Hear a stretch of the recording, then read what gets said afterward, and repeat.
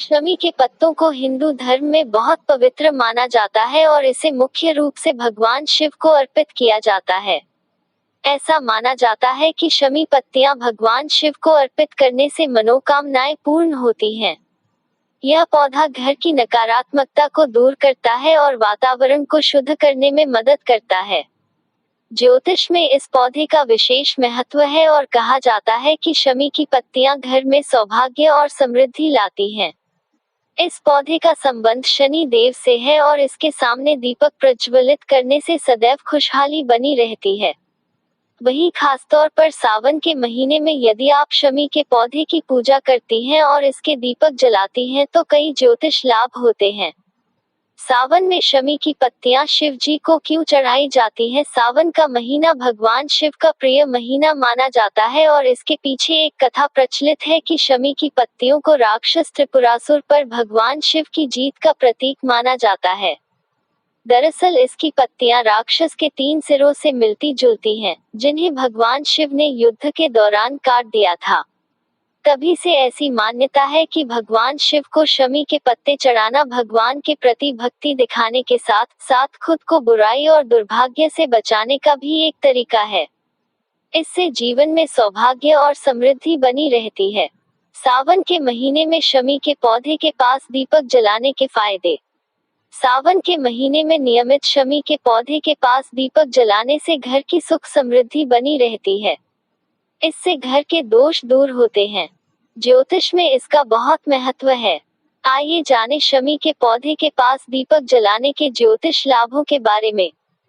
घर के नकारात्मक प्रभाव दूर होते हैं। सावन के पवित्र महीने में शमी के पौधे के पास दीपक जलाने का महत्व शनि ग्रह के नकारात्मक प्रभावों को दूर करने के लिए जाना जाता है।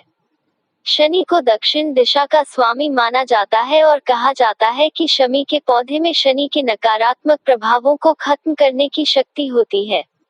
इसलिए यदि आपके घर में शनि दोष है तो सावन के महीने में शमी के पास दीपक जरूर जलाएं।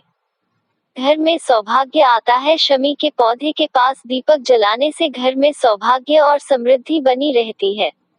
दिया ज्ञान और ज्ञान की रोशनी का प्रतिनिधित्व करता है और शमी का पौधा सुरक्षा और शक्ति का प्रतिनिधित्व करता है।